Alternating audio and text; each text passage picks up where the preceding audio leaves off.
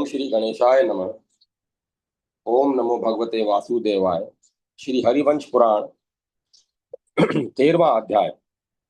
बलराम द्वारा धेनुकासुर का वध और भय रहित तालवन में गौओं तथा गोपों का विचरण। वैशंपायन जी कहते हैं, जन्मेजय, जब श्री कृष्ण ने यमुना जी के कुंड में रहने वाले नागराज कालिय का दमन कर दिया, उसके बाद से वे दोनों भाई बलराम और श्री कृष्ण प्राय उसी प्रदेश में साथ साथ विचरा करते थे। एक दिन वसुदेव के वे दोनों पुत्र गोधन के साथ विचरते हुए परम रमणीय गोवर्धन पर्वत के लिए गोवर्धन पर्वत के निकट आए। वहां उन दोनों वीरों ने देखा, गोवर्धन से उत्तर दिशा में यमुना के तट का आश्रय लेकर एक विशाल एवं रमणीय तालवन शोभा पा रहा है। ताड़ के पत्तों से विस्तार को प्राप्त हुए उस रमणीय तालवन में कीड़ा परायण हो वे दोनों भाई दो उद्दंड बछड़ों के समान बड़ी प्रसन्नता के साथ विचरने लगे। वह विशाल प्रदेश सदा ही स्निग्ध चिकना रहता था। वहां ढेले और पत्थरों में के रोड़े नहीं थे। वहां के स्थलों पर प्राय दर्भ, कुश, दुर्वा आदि फैले हुए थे। उस स्थान की मिट्टी काले रंग की थी। वहां जो ताड़ के वृक्ष थे उनके तने मोटे थे। वे सभी वृक्ष बहुत ऊंचे थे। उनके पर्व स्थान गांठ काले रंग के थे और उनकी शाखाएं फलों से भरी पूरी थी। उन ताल वृक्षों से उस स्थान की ऐसी शोभा हो रही थी मानो वहां अपनी सूंड ऊपर को उठाए हुए बहुत से हाथी खड़े हों। वहां वक्ताओं में श्रेष्ठ दामोदर श्री कृष्ण ने संकर्षण से कहा, आर्य, यहाँ की वनस्थली तो इन पके हुए ताल वृक्षों की सुगंध से महक उठी है। ये काले और सुगंधित ताल पक्ष फल अवश्य ही स्वादिष्ट और सरस होंगे। हम दोनों भाई साथ साथ रहकर शीघ्रता पूर्वक कदम उठाते हुए इन फलों को यहाँ गिरावें। यदि इनकी गंध ऐसी है तो अपनी मधुरता से हमारी घ्राणेंद्रियों को तृप्त किए देती हैं, तो मेरा विश्वास है कि इन फलों को अमृत तुल्य रस से युक्त होना चाहिए। दामोदर की यह बात सुनकर रोहिणी नंदन बलराम हंसते हुए से पके हुए ताल फलों को गिराने के उद्देश्य से उन वृक्षों को हिलाने लगे। उन ताल वन का सेवन मनुष्यों के लिए असंभव तो हो गया था। उस वन को इस पार से उस पार तक सकुशल लांग जाना अत्यंत कठिन था। यद्यपि वह सारभूत स्थान था, तथापि राक्षस के घर की भांति मनुष्यों से शून्य दिखाई देता था। गर्दभ गर्दभ रूपधारी धेनुक नामक दारुण दैत्य विशाल गधों की टोली से घिरा हुआ उस वन में रहता था। वह गधा असुर उस तालवन की सब ओर से रक्षा करता था। उसकी बुद्धि बहुत ही खोटी थी। वह मनुष्यों, पक्षियों तथा हिंसक जंतुओं को भी आतंकित किए रहता था। उन ताल फलों के गिराने से जो धमाके की आवाज होती थी, उसे सुनकर धेनुकासुर सहन न कर सका। उसे ताल ठोकने की आवाज सुनकर हाथी कुपित हो उठता है। उसी प्रकार वह भी अत्यंत क्रोध में भर गया। वह उस धमाके के शब्द का अनुसरण करता हुआ बड़े रोष के साथ चला। घमंड में भरकर अपने अयाल और सिर को घुमाता आ रहा था। उसकी आंखें स्तब्ध हो गई थी। वह बड़ी पटुता के साथ रेक रहा था और अपनी टापों से पृथ्वी को विदीर्ण सा किए देता था। उसकी पूंछ घूम रही थी, रोंगटे खड़े हो गए थे। वह मुंह बाएं हुए काल के समान जान पड़ता था। उसने आते ही रोहिणी नंदन बलराम को वहां उपस्थित देखा।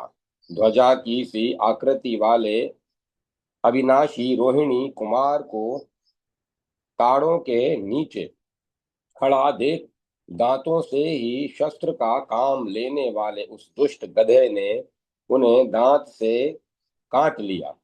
फिर दूसरी ओर मुंह करके उस दैत्यराज धेनुक ने बिना हथियार लिए खड़े हुए रोहिणी कुमार की छाती में अपने पिछले दो पैरों द्वारा चोट पहुंचाई। तब बलराम जी ने उस गर्दभ रूपधारी दैत्य के उन्हीं दोनों पैरों को पकड़ लिया तथा उसके मुंह और कंधों को घुमाते हुए उसे ताड़ वृक्ष के ऊपर दे मारा। उसकी दोनों जांघें, कमर और गर्दन टूट गई। पीठ की हड्डी भी चूर चूर हो गई।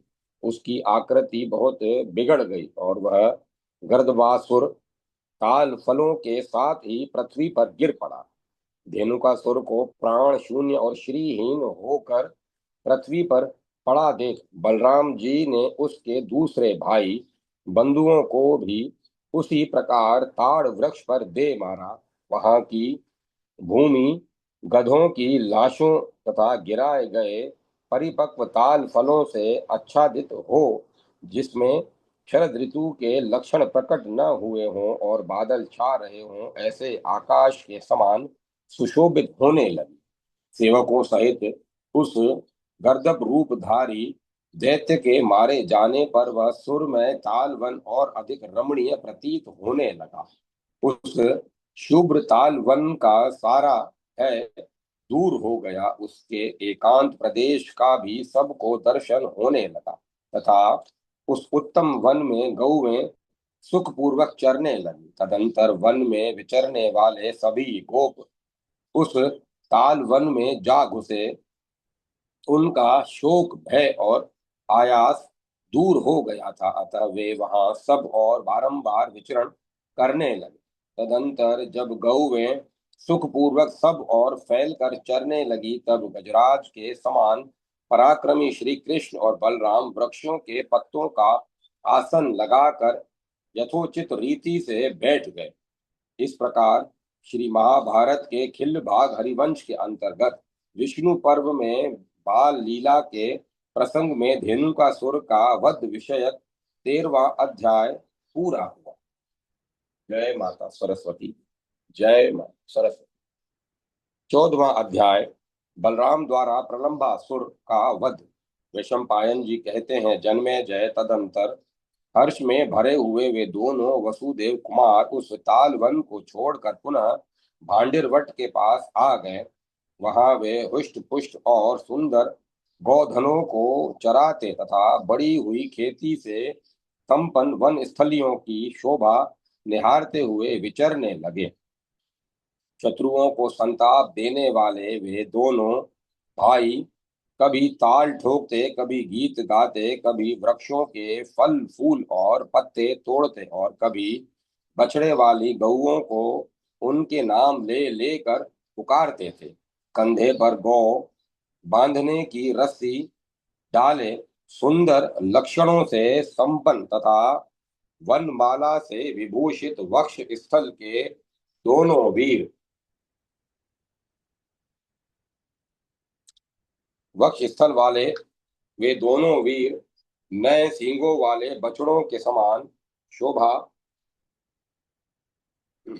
पाते थे। उन दोनों में से एक के शरीर की कांति स्वर्ण चूर्ण के समान गौर थी, तो दूसरे की अंजन पूर्ण के समान श्याम। वे दोनों एक दूसरे के अंगों के समान रंग वाले वस्त्र धारण करते थे, अर्थात गोरे बलभद्र का वस्त्र श्री कृष्ण की अंग कांति के समान नीला था और श्याम सुंदर श्री कृष्ण का वस्त्र बलभद्र की अंग प्रभा के समान सुनहरा एवं पीला था।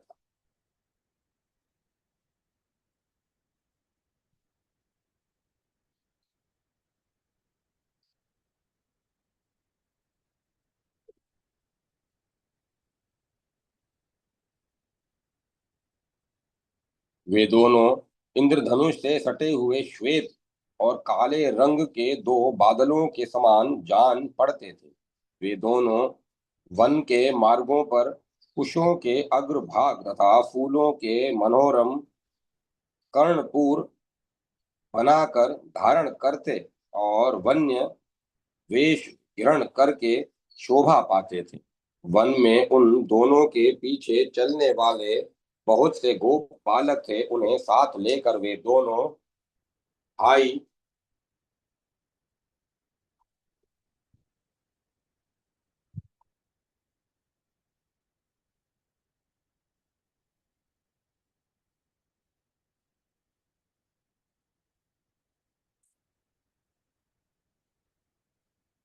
उन्हें साथ लेकर वे दोनों भाई गोवर्धन के आसपास विचरा करते थे।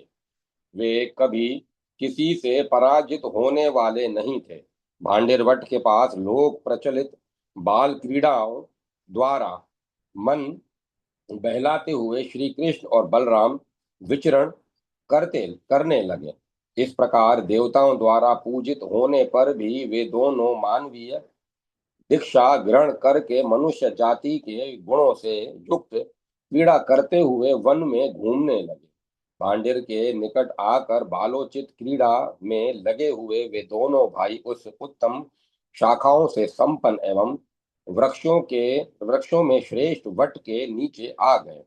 युद्ध की प्रणाली में परम चतुर वे दोनों भाई वहां कभी झूला झूल कर और कभी फेंकने योग्य पत्थर फेंक कर व्यायाम करने लगे। नाना प्रकार के युद्ध के पेतरे दिखाते हुए वे दोनों सिंह के समान पराक्रमी वीर ग्वाल बालों के साथ रहकर अपनी इच्छा के अनुसार सानंद विचरने लगे। वे दोनों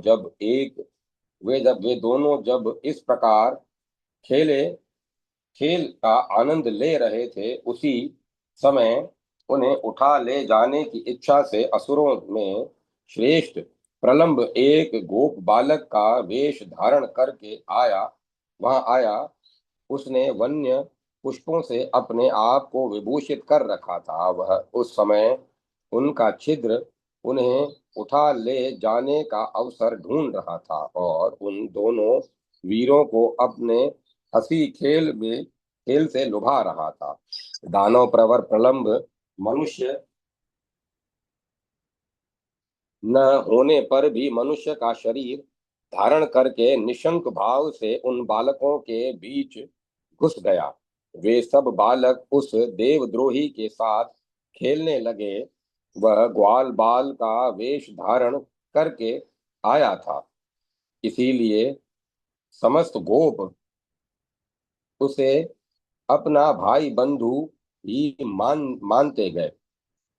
परंतु गोपवेश में आया हुआ प्रलंब उन दोनों वीरों की दुर्बलता का अवसर ढूंढ रहा था, इसीलिए उसने श्री कृष्ण और बलराम पर क्रूरतापूर्ण दृष्टि डाली। श्री कृष्ण का पराक्रम अद्भुत था, इसीलिए उन्हें अजय मानकर उस दानव ने रोहिणी कुमार बलराम को मारने का प्रयत्न किया। तदंतर वे सब ग्वाल बाल हरिणा किरण एक निश्चित लक्ष्य के पास एक साथ दो दो बालक हिरण की भांति उछलते हुए जाते हैं।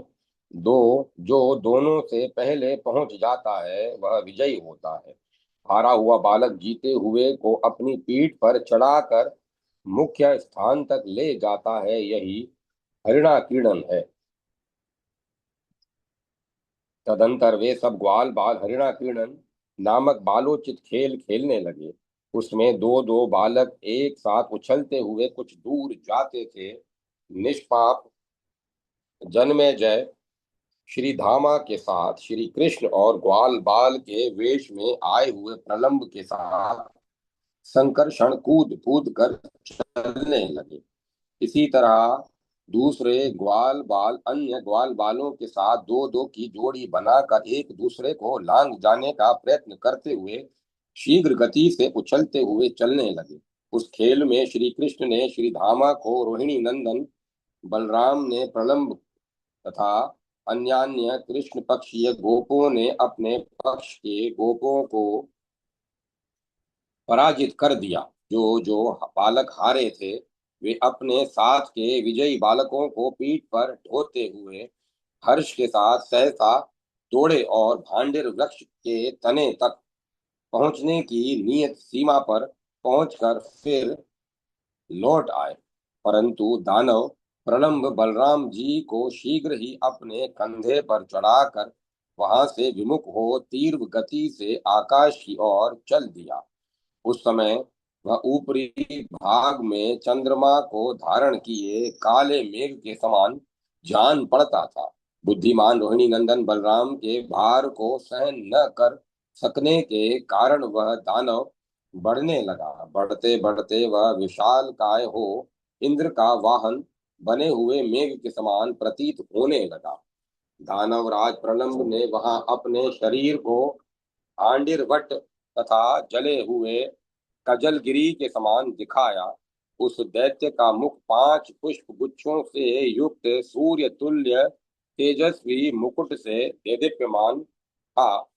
उस मुकुट को धारण करके वह सूर्य से आक्रांत हुए काले मेघ के समान जान पड़ता था। उसका मुख बहुत बड़ा था, गर्दन भी वैसी ही थी। वह महाकाय दैत्य यमराज के समान भयंकर दिखाई देता था। उसकी आंखें गाड़ी के पहिए सी घूम रही थी। वह अपने पैरों से पृथ्वी को झुका देता था। उसके गले में फूलों की लंबी माला शोभा दे रही थी। उसके वस्त्र और आभूषण भी बहुत बड़े बड़े थे। वह वीर प्रलंब नीचे को गिरते हुए जल वाले मेघ के समान तीव्र गति से चला जा रहा था। उस महान असुर ने रोहिणी नंदन बलराम को बड़े वेग से हर लिया, ठीक उसी तरह जैसे प्रलयंकर काल एकारण में डूबे हुए समस्त लोक का अपहरण कर लेता है। प्रलंबासुर के द्वारा हर कर ले जाए जाते हुए संकर्षण आकाश में ऐसे जान पड़ते थे मानो कोई काला मेघ चंद्रमा को अपने ऊपर बिठाकर लिए जा रहा हो। उस समय बलराम ने अपने आप को प्राण संशय की स्थिति में पड़ा हुआ समझा। तब दैत्य के कंधे पर बैठे हुए उन श्रीमान संकर्षण ने श्री कृष्ण से इस प्रकार कहा, श्री कृष्ण, यह देखो, मुझे कोई पर्वत के समान विशाल काय दैत्य हरण हर कर लिए जाता है।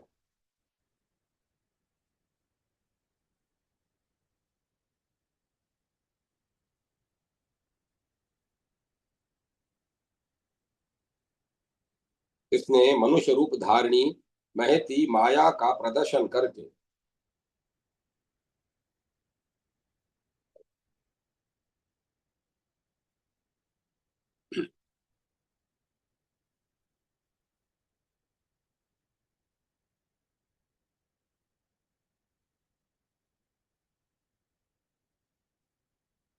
यह इसने मनुष्य रूप धारणी महती माया का प्रदर्शन करके मुझे भ्रम में डाल दिया था।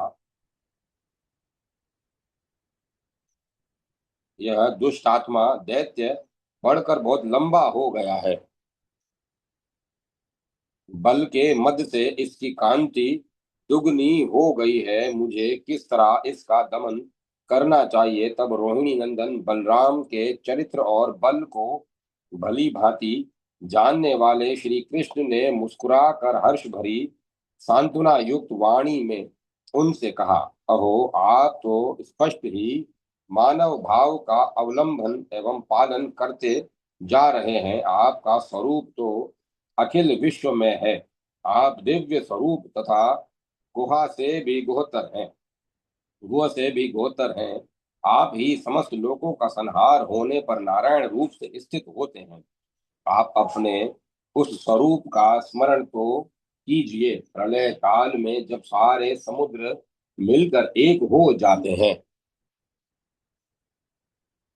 उस समय आप जिस शेषशाही नारायण रूप से विराजमान होते हैं उसका स्वयं ही अनुभव कीजिए। पुरातन देवता ब्रह्मा जल तथा अपने चरित्र और प्रभाव इन सब का आदि कारण तथा जो आपका शाश्वत स्वरूप है उसका स्मरण कीजिए। आकाश आपका सिर है, जल मूर्ति है, पृथ्वी पैर है, अग्नि मुख है, लोकों को जीवन देने वाली वायु आपका उच्छ्वास है और चंद्रमा आपका मन है। आपके सहस्त्रों मुख, सहस्त्रों शरीर, सहस्त्रों हाथ पैर और सहस्त्रों नेत्र हैं। आपकी नाभि से सहस्त्रों कमल प्रकट हो चुके हैं। आप सहस्त्र किरणों वाले सूर्य को चक्र रूप से धारण करके शत्रुओं का संहार करते हैं। आपने पूर्व काल में जो कुछ दिखाया है इस संसार में उसी को देवता लोग देखते हैं। आपने पहले जिसकी चर्चा नहीं की है उसका अनुसंधान कौन कर सकता है। जगत में जो कुछ जानने योग्य है उसका आपने प्रतिपादन कर दिया है। एकमात्र आपको जो तत्व ज्ञात है उसे देवता भी नहीं जानते। आपका जो सहज आकाश में भी व्यापक एवं स्वयंभू रूप है उस विशुद्ध सनातन एवं निर्गुण निराकार रूप को देवता भी देख या समझ नहीं पाते। भक्तों पर अनुग्रह करने के लिए आप जो सगुण साकार रूप से अवतार ग्रहण करते हैं उसी की देवता लोग पूजा एवं आराधना करते हैं। देवताओं ने भी आपका अंत नहीं देखा है, इसीलिए आप अनंत माने गए हैं। आप ही सूक्ष्म महान और एक हैं। सूक्ष्म बुद्धि इंद्रिय आदि के द्वारा भी आपको जानना या पाना अत्यंत कठिन है। आप ही इस जगत के आधार स्तंभ हैं। आप पर प्रतिष्ठित होकर ही यह सनातन पृथ्वी अविचल भाव से संपूर्ण जगत को धारण करती है और समस्त प्राणियों की उत्पत्ति का साधन स्थान बनती है। चारों समुद्र आपके स्वरूप हैं। आप चारों वर्णों के विभाग को जानने वाले हैं। चारों युगों में लोकों के चातुर होत्र यज्ञ का जो फल है उसका उपभोग करने वाले भी आप ही हैं। जैसे मैं समस्त लोकों का अंतर्यामी आत्मा हूँ वैसे ही आप भी हैं। यही मेरा मत है। हम दोनों ही एक शरीर वाले हैं, केवल जगत के हित के लिए दो रूपों में प्रकट हुए हैं। मैं सनातन विष्णु हूँ और आप पुरातन शेष हैं। तीनों लोकों के सनातन देवता तथा सनातन शेष आप ही हैं। हमारा चिन्मय शरीर मात्र ही विष्णु या अनंत रूप से इस जड़ चेतन में द्विध जगत को धारण करता है। जो मैं हूँ वह आप ही हैं, जो आप हैं वह सनातन पुरुष मैं ही हूँ। हम दोनों ही एक आत्मा हैं, किंतु इस समय दो महाबली स्वरूपों में प्रकट हुए हैं। देव, आप किंग कर्तव्य विमूढ़ की भांति क्यों चुपचाप बैठे हैं। बलपूर्वक इस दानव को मार डालिए। अपने वज्र तुल्य मुक्के से इस देवद्रोही के मस्तक पर प्रहार कीजिए। रेशम पायन जी कहते हैं, जन्मे जय भगवान श्री कृष्ण ने जब इस प्रकार पुरातन रहस्य का स्मरण दिलाया तब रोहिणी नंदन बलराम त्रिलोकी के भीतर व्याप्त हुए अनंत बल से परिपूर्ण हो गए। तब उन महाबाहु वीर ने दुराचारी प्रलंबासुर के मस्तक पर अपनी बंधी हुई वज्र तुल्य मुष्टिका से प्रहार किया। इससे उसकी खोपड़ी उड़ गई और शेष मस्तक उसके धड़ में ही धस गया। फिर वह घायल हुआ। दानवराज पृथ्वी पर घुटने टेक कर गिर पड़ा और प्राणहीन होकर सदा के लिए सो गया। जैसे आकाश में स्थित हुए मेघ की घटा जब छिन्न भिन्न होकर बिखर जाती है, उस समय उसका जैसा रूप दिखाई देता है, पृथ्वी पर टुक टुक होकर बिखरे हुए प्रलंबासुर का रूप भी वैसा ही दृष्टिगोचर हुआ। कटे फटे मस्तक वाले उस असुर के शरीर से खून की धारा बह चली, मानो पर्वत के शिखर से अधिक गेरू मिला हुआ जल प्रवाहित हो रहा हो। इस प्रकार प्रलंबासुर को मारकर अपने बल को पुनः समेट लेने के बाद प्रतापी रोहिणी कुमार बलराम ने श्री कृष्ण को हृदय से लगा लिया। उस समय उस दैत्य के मारे जाने पर श्री कृष्ण गोप गण तथा आकाश में खड़े हुए देवता विजय सूचक आशीर्वाद देते हुए महाबली बलराम की स्तुति करने लगे। अनायास ही महान कर्म करने वाले इस बालक ने ऐसे महान दैत्य को बलपूर्वक मार गिराया। इस प्रकार देवताओं की कही हुई आकाशवाणी बारंबार प्रकट होने लगी। उस समय आकाश में खड़े हुए देवताओं ने उनका नाम बलदेव रख दिया। तभी से भूतल में मनुष्य बलदेव जी के बल को जानने लगे। जो देवताओं के लिए भी दुर्जय था, उस प्रलंब नामक दैत्य के मारे जाने पर बलराम जी को उनके पराक्रम के अनुसार वह बलदेव नाम प्राप्त हुआ था। इस प्रकार श्री महाभारत के खिल्ल भाग हरिवंश के अंतर्गत विष्णु पर्व में बाल लीला के प्रसंग में प्रलंबासुर का वध विषयक 14वां अध्याय पूरा हुआ। जय माता सरस्वती। जय मां सरस्वती। जय माता सरस्वती। 15वां अध्याय इंद्र उत्सव के विषय में श्री कृष्ण की जिज्ञासा तथा एक वृद्ध गोप के द्वारा उसकी आवश्यकता का प्रतिपादन। वैशंपायन जी कहते हैं, जन्मेजय श्री कृष्ण और बलराम दोनों के इस प्रकार बाल लीला में प्रवृत्त होकर वन में विचरते हुए वर्षा के 2 मास व्यतीत हो गए। एक दिन जब वे दोनों वीर ब्रज में आए, तब उन्होंने सुना कि इंद्रयाग के उत्सव का समय आ गया है और समस्त गोप इस उत्सव को देखने के लिए लालायित हैं। तब श्री कृष्ण ने कौतूहलवश उनसे यह बात पूछी, यह इंद्रयाग का उत्सव क्या है जिससे तुम लोगों को इतना हर्ष हो रहा है?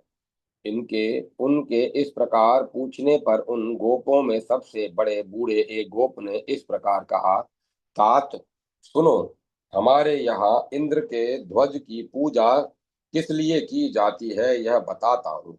शत्रुसूदन कृष्ण देवताओं और मेघों के स्वामी देवराज इंद्र हैं। वे ही संपूर्ण जगत के सनातन रक्षक हैं। उन्हीं का यह उत्सव मनाया जाता है। उन्हीं से प्रेरित हो उन्हीं के आयुध इंद्रधनुष से विभूषित हुए मेघ उनकी ही आज्ञा का पालन करते हुए नूतन जल की वर्षा करके खेती को उपजाते हैं। उनके नामों से विभूषित भगवान पुरंदर इंद्र मेघ और जल के दाता हैं। वे प्रसन्न होने पर संपूर्ण जगत को तृप्त करते हैं। उनके द्वारा संपन्न की हुई खेती से जो अन्न पैदा होता है, उसी को हम तथा दूसरे मनुष्य खाते हैं। उसी का धर्म के कार्य में भी उपयोग करते हुए देवताओं को यज्ञ आदि के द्वारा तृप्त करते हैं। इस संसार में जब इंद्रदेव वर्षा करते हैं, तब उसी से खेती की उपज बढ़ती है। वर्षा से ही मनुष्य के तृप्त होने पर संपूर्ण जगत सजल दिखाई देता है। तात उस वर्षा से बड़ी हुई घासों द्वारा ही सांडों सहित ये गौएं पुष्ट पुष्ट होकर बछड़े देती और दूध देने वाली होती हैं। जहाँ वर्षा करने वाले मेघ दिखाई देते हैं, उस भूमि पर कभी अनाज और तृण का अभाव नहीं होता तथा वहां के लोग कभी भूख से पीड़ित नहीं देखे जाते हैं। सूर्य देव की दिव्य किरण पृथ्वी का जल सोकर पैस्विनी गौ अथवा जलवती हो जाती है, तब इंद्रदेव उनका दोहन करते हैं। उनके दोहन करने पर वे किरणमयी गौएं नूतन और पवित्र जल रूपी दूध प्रकट करती हैं। जैसे मेघों के घटा रूप दूध पात्र में संचित किया जाता है, वहीं वायु से प्रेरित होकर वेग से आवर्तित होने पर मेघों के भीतर अत्यंत गंभीर शब्द उत्पन्न करता है, जिसे लोग समझते हैं कि मेघ गर्जना कर रहा है। वायु युक्त मेघों द्वारा ढोई जाती हुई उस जल राशि का पर्वत भेदी शब्द ही वज्र एवं बिजली की गड़गड़ाहट के समान सुनाई देता है। जैसे राजा अपने सेवकों से काम लेता है, उसी प्रकार देवराज इंद्र आकाश में फैले हुए तथा इच्छा अनुसार सर्वत्र जा सकने वाले बहुसंख्यक मेघों द्वारा वज्र की गड़गड़ाहट की आवाज के साथ उस जल को इस भूतल पर बरसाते हैं। कहीं वे मेघ दुर्दिन से होकर सारे आकाश में छा जाते हैं, कहीं फटे हुए बादलों के रूप में दिखाई देते हैं, कहीं खान से काट कर निकाले गए कोयले के समान काले होते हैं, और कहीं जल की छोटी मोटी बूंदें बरसाते रहते हैं। इस प्रकार विभिन्न प्रकार के बादलों द्वारा देवराज इंद्र आकाश एवं विश्व को अलंकृत सा करते रहते हैं।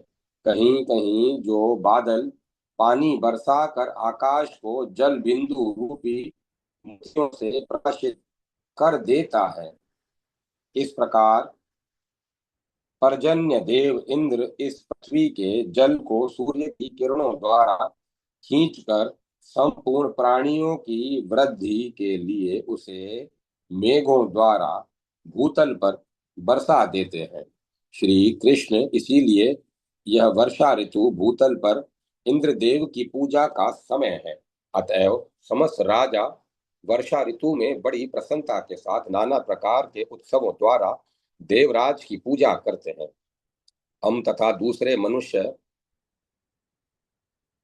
भी ऐसा ही करते हैं। इस प्रकार श्री महाभारत के खिल्ड भाग हरिवंश के अंतर्गत विष्णु पर्व में श्री कृष्ण की बाल लीला के प्रसंग में गोप का वाक्य विषयक 15वां अध्याय पूरा हुआ। जय माता सरस्वती। जय मां सरस्वती। 16वां अध्याय श्री कृष्ण के द्वारा गिरि यज्ञ एवं गो पूजन का प्रस्ताव करते हुए शरद ऋतु का वर्णन। वैशंपायन जी कहते हैं, जन्मेजय इंद्र महोत्सव को स्वीकार करने के संबंध में उस बड़े बूढ़े गोप का वचन सुनकर इंद्र के प्रभाव को जानते हुए भी श्री कृष्ण ने यह बात कही, आर्य, हम लोग वन में रहने वाले गोप हैं और सदा गोधन से अपनी जीविका चलाते हैं। अतः आपको मालूम होना चाहिए कि गौएं, पर्वत और वन ये ही हमारे देवता हैं। किसानों की जीविका है खेती, व्यापार से जीवन निर्वाह करने वाले वैश्यों की जीविका वृत्ति है खरीद बिक्री, और हम लोगों की सर्वोत्तम वृत्ति है गौओं का पालन। ये वार्ता रूप विद्या है के 3 भेद कहलाते हैं।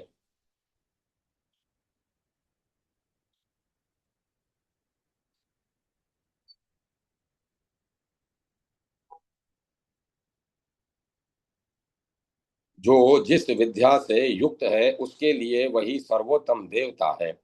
वही पूजा वही पूजा अर्चा के योग्य है, और वही उसके लिए उपकारणीय है। जो मनुष्य एक व्यक्ति से फल पाकर उसे भोगता है और दूसरे की पूजा आदर सत्कार करता है, वह इस लोक और परलोक में 2 अनर्थों का भागी होता है। जहां तक खेती होती है वहां तक ब्रज की सीमा विख्यात है। सीमा के अंत में वन सूना सुना जाता है, और वन के अंत में समस्त पर्वत हैं, और पर्वत ही हमारे अविचल आश्रय हैं। सुना जाता है कि इस वन में रहने वाले पर्वत भी इच्छा अनुसार रूप धारण करने वाले हैं। वे भिन्न भिन्न शरीरों में प्रवेश करके अपने शिखरों पर मौज से घूमते फिरते हैं। वे ही अयालों से विभूषित सिंह और नखधारी जंतुओं में श्रेष्ठ व्याघ्र बनकर वन को काटने या हानि पहुंचाने वाले लोगों को त्रास देते हुए अपने अपने वनों की रक्षा करते हैं। जब वन के आश्रय में रहकर जीवन निर्वाह करने वाले लोग इन वनों का वन देवताओं को हानि पहुंचाते हैं इन वनों या वन देवताओं को हानि पहुंचाते हैं, तब वे काम रूपी देवता राक्षसोचित हिंसा कर्म के द्वारा उन दुराचारी मनुष्यों को निश्चय ही मार डालते हैं। ब्राह्मण लोग मंत्र यज्ञ में तत्पर रहते हैं, किसान सीता यज्ञ करते हैं, अर्थात खेतों को अच्छी तरह जोतते और हल जोतने से जो रेखा बन जाती है उसकी तथा हल की पूजा करते हैं, तथा गोपगण गिरि यज्ञ करते हैं। अतः हम लोगों को इस वन में गिरि यज्ञ करना चाहिए। गोपगण, मुझे तो यही अच्छा लगता है कि गिरि यज्ञ का आरंभ हो स्वास्तिक वचन आदि कर्म करके वृक्षों के नीचे अथवा पर्वत के समीप किसी सुखद स्थान पर पवित्र पशुओं को एकत्र करके उनके पास जाकर उनका विस्तार पूर्वक पूजन किया जाए, और एक शुभ मंदिर में सारे ब्रज के दूध का संग्रह कर लिया जाए।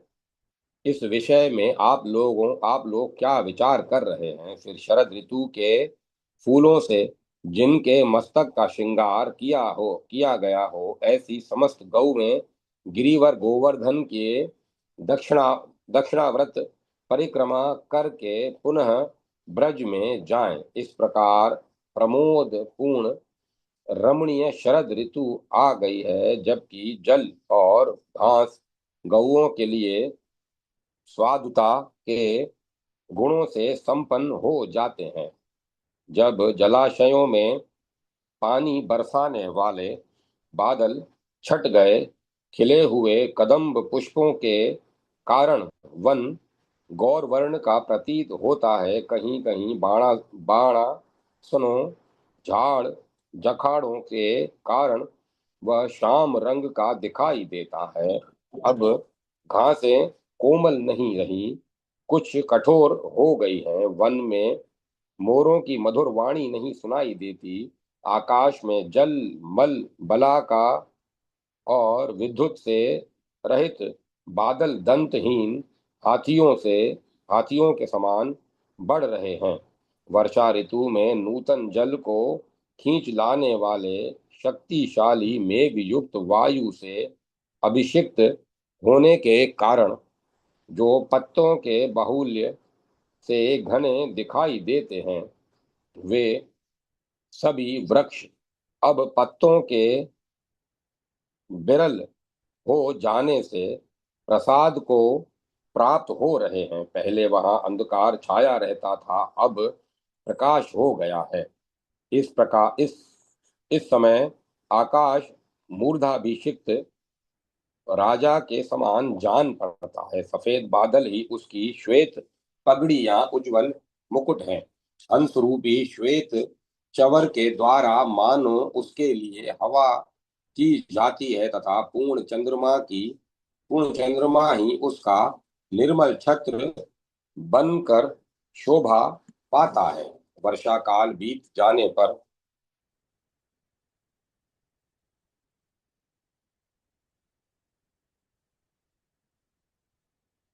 वर्षा काल बीत जाने पर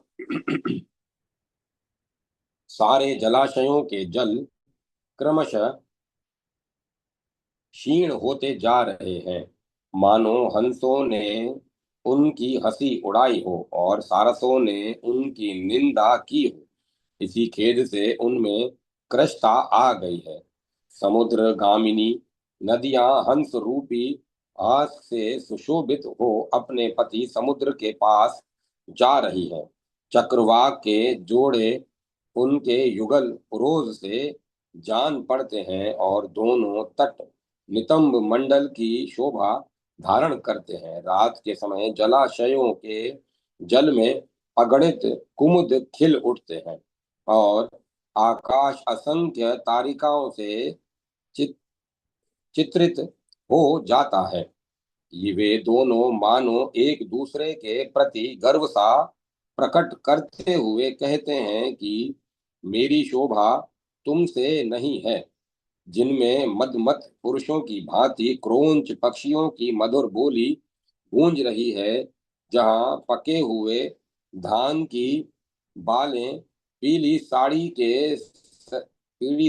में सजी हुई सुंदरी बालाओं की भांति अपनी श्वेत पित्त प्रभा बिखेर रही है। और इस प्रकार जो विवाहित स्त्री पुरुषों के कौतुकागारों के सदृश रमणीयता धारण करते हैं, उन वनों में मन को अधिक आनंद का अनुभव होता है। पोखरियां पोखरे खिले हुए कमलों से सुशोभित बावड़ियां, खेतों की क्यारियां, नदियां और सरोवर, ये सब के सब अनुपम शोभा संपत्ति से प्रकाशित हो उठे हैं। लाल कमल, अन्यान्य श्वेत पित्त आदि कमल तथा नीले उत्पल भी जल जनित शोभा के भागी हुए हैं। मोरों का मद उतर गया है, वायु मंद गति से आगे बढ़ रही है, आकाश बादलों से शून्य हो गया है और समुद्र भरा पूरा दिखाई देता है। वर्षा ऋतु बीत जाने से जो यत्र तत्र शिथिल होकर बिखरे पड़े हैं, नृत्य का कार्य और उत्साह समाप्त हो जाने के कारण जो त्याग दिए गए हैं, उन मोर पंखों के कारण यह भूमि मानो बहुत ही नेत्रों वाली दिखाई देती है, जो अपने ही पंख से मलिन हो रहे हैं। जहाँ काश खिले हुए हैं और लता बेलें फैली हुई हैं तथा जिन पर यत्र तत्र हंसों और सारसों के बैठने के स्थान हैं, ऐसे तटों से यमुना की बड़ी शोभा हो रही है। धान की बालों के पक जाने से रमणीय दिखाई देने वाली खेतों की क्यारियों से अनाज के दाने बिन कर खाने वाले सारस आदि पक्षी तथा जलाशयों के जलों में मत्स्य आदि जल जंतुओं का भक्षण करने वाले बक आदि पक्षी कलरव कर रहे हैं। वर्षा काल में बादलों ने अपने जल से जिन्हें सींचा था, वे अनाज के कोमल पौधे बाल्य अवस्था से प्रौढ़ अवस्था से में हो आकर कठोर हो गए हैं। वे ये चंद्रदेव बालक बादल रूपी वस्त्र उतार कर शरद ऋतु के गुणों से और भी प्रकाशित हो इस निर्मल आकाश में हर्षोल्लास के साथ निवास करते हैं। शरद ऋतु में गौएं पहले से दूना दूध देने लगी, सांड दुगने मत वाले हो उठे हैं, वनों की शोभा संपत्ति दुगनी बढ़ गई है और पकी हुई खेती के कारण इस यह पृथ्वी अनंत गुणों से संपन्न हो गई है। बादलों के आवरण से युक्त हुए ग्रह नक्षत्र कमल मंडित जल तथा मनुष्यों के मन प्रसाद स्वच्छता एवं प्रसन्नता को प्राप्त हो चुके हैं। आकाश में मेघ युक्त हुआ सूर्य शरद ऋतु के प्रभाव से अधिक प्रज्वलित तेज धूप की सृष्टि करता है तथा अपनी किरणों को और भी तीखी करके वसुधा के रस का शोषण कर रहा है। भूतल के नरेश अपने सैनिकों से उनके अस्त्रों का मार्जन करवा कर उन्हें साथ ले विजय की इच्छा से एक दूसरे के राष्ट्र की ओर जा रहे हैं। बंधु जीव बंदूक के लाल फूलों से सुशोभित हो, जो सब ओर से लाल लाल दिखाई देती है, तथा जिनकी कीचड़ सूख गई है, ऐसी विचित्र एवं कमनीय वन श्रेणियों में उनकी शोभा निहारने के लिए मन आसक्त हो रहा है। वन की शोभा बढ़ाने वाले असन, चितवन, कोविदार, वाणासन, निकुंभ, प्रियक और स्वर्णक नाम वाले वृक्ष वनों में फलों से लद कर अधिक शोभा पा रहे हैं। केतकी, केवड़े के वृक्ष की भी सब और खिले हुए हैं। श्रमर, एक प्रकार के मृग और उल्लू भी सर्वत्र सानंद विचरते हैं। दूध दही के माटों या घड़ों से जो माखन आदि डाले जाते हैं, वे ही जिनकी हंसी है। उन ब्रजों एवं गोष्ठों में तो यह शरद ऋतु मूर्तिमती सुंदरी युवती की भांति घूम रही है। निश्चय ही देवता लोग इस समय देव श्रेष्ठ भगवान गरुड़ध्वज को, जो वर्षा काल में सुखपूर्वक शयन कर चुके हैं, जगा रहे हैं। वर्षा बीत जाने पर ऐसी सुंदर खेती से सुशोभित शरद ऋतु का शुभागमन हुआ है। इस प्रकार इस समय मेघ के समान नीले, चंद्रमा के समान श्वेत तथा सूर्य के सदृश सुनहरे रंग वाले बहुत से पक्षियों ने जिसे बहुरंगा बना दिया है, जो विविध प्रकार के फलों और नूतन पल्लवों से घना हो रहा है, और इसीलिए जो इंद्रधनुष से युक्त श्याम मेघ की सी शोभा धारण करता है, जिसके वृक्षों की एक एक शाखा घर के समान जान पड़ती है, जो लता और वलरियों से भली भांति अलंकृत है, जिसका विशाल मूल भाग बहुत दूर तक फैला हुआ है, तथा जो वायु के विस्तार से सुशोभित होता है, वह गोवर्धन पर्वत ही हमारा देवता है। हम उसकी तथा इन गौओं की विशेष रूप से पूजा करें। गायों के सींगों में मुकुट और मोर पंख के समान बने हुए आभूषण बांधे जाएं। उनके गले में बड़ी घंटियां लटका दी जाएं, और ब्रज के कल्याण के लिए शरद में सुलभ होने वाले पुष्पों द्वारा गौओं की पूजा की जाए। साथ ही गिरि यज्ञ आरंभ कर दिया जाए। देवता लोग इंद्र की पूजा करें और हम लोग गिरिराज गोवर्धन की। यदि आप लोगों का मुझ पर प्रेम है और यदि हम लोग एक दूसरे के हितैषी सुहृद हैं, तो मैं आपके द्वारा हठ एवं बल पूर्वक गौ यज्ञ कराऊंगा। गौएं सदा ही सबके लिए पूजनीय है, इसमें संशय नहीं है। यदि मेरे समझाने से आपको प्रसन्नता होती हो, तो आप लोग अपने ही वैभव अभ्युदय के लिए मेरी इस सच्ची बात को बिना विचार मान लें और इसके अनुसार कार्य करें। इस प्रकार श्री महाभारत के खिल्ल भाग हरिवंश के अंतर्गत विष्णु पर्व में शरद वर्णन विषयक 16वां अध्याय पूरा हुआ। जय माता सरस्वती। जय मां सरस्वती। अब कथा को विराम दिया जाता है। ओम तत्सत। ओम तत्सत। ओम तत्सत।